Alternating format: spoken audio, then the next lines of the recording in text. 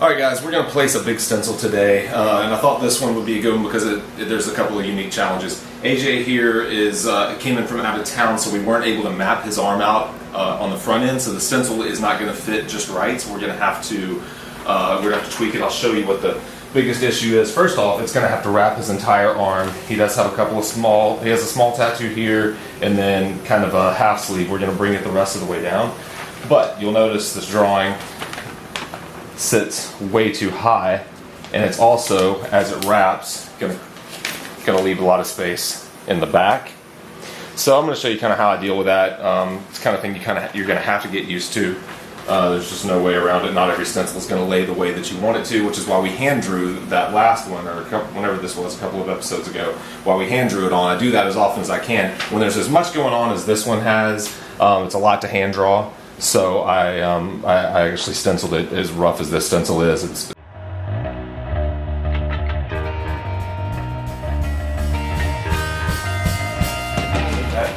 So what I'm going to do is I'm going to focus on this owl being the main image here. I'm going to focus on it being centered. I want it to sit. It's the most important element to me. So I'm going to place it first. And I'm going to let everything else fall wherever it falls, because I've decided what my dominant image is here.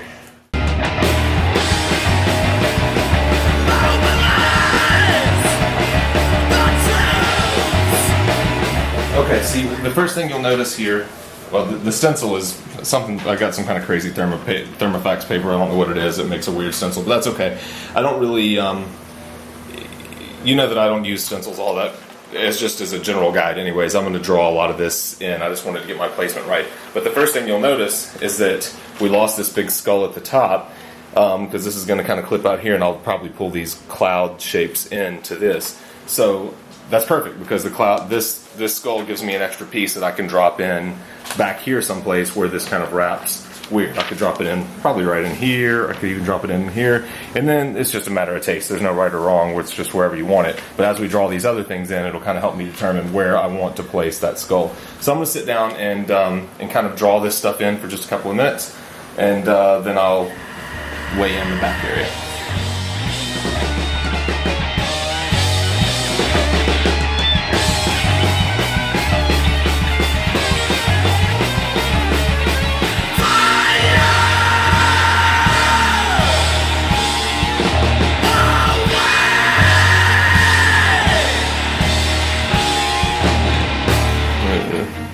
Alright, so you can see you can see as it rolls around how we have this big crazy space there.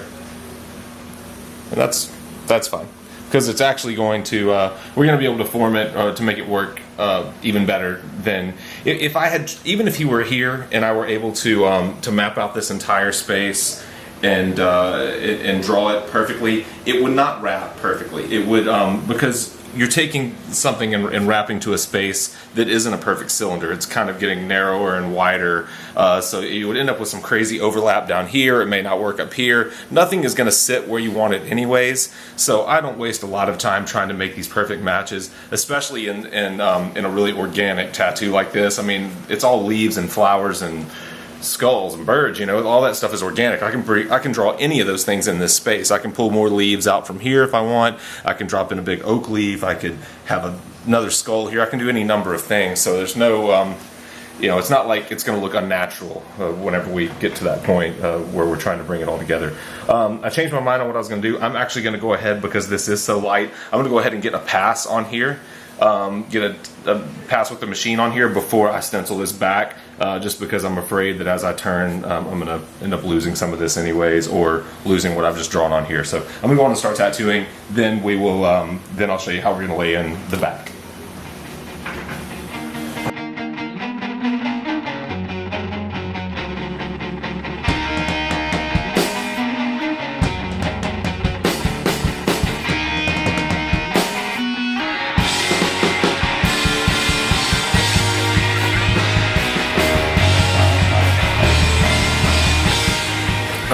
So we've got, I'll show the front first. We got all this stuff kind of laid in. Obviously it's very rough. It's just a single pass on everything.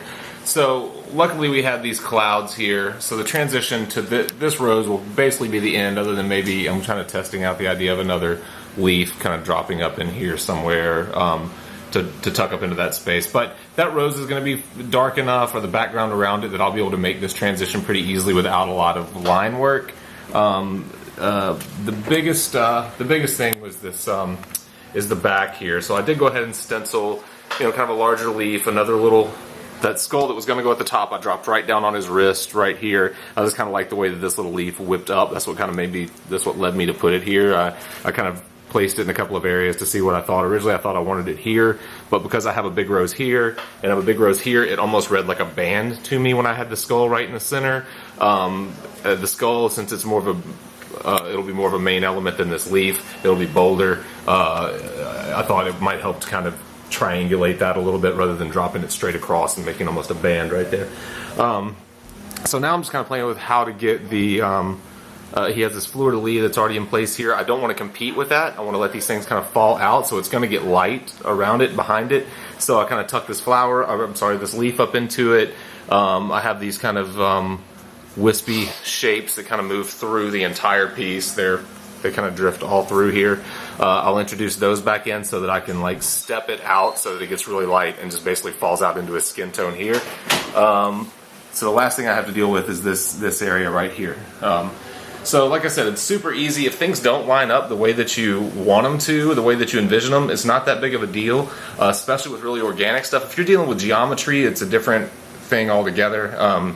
But if you're dealing with something that can kind of move freely without distorting the image like this, then it's just super easy. I mean, you can always, a space like this, you can always drop a leaf into. You can always drop some kind of atmospheric, wispy wind bars, whatever, things like that. So don't sweat it. Just use your imagination. Figure out something cool to put there. So we're. This is it. I mean, we beefed up some lines. This is as far as we're getting for the day. But you can see how everything sat. Even though we lost the skull at the top, we were able to finish it out, make it look clean. We reintroduced that same skull at the bottom. We laid in one more leaf, a couple of little negative shapes, and we completely wrapped this arm with no trouble whatsoever. All the hollow spaces that you see are just atmospheric stuff that's going to come together when we shade it. There you go.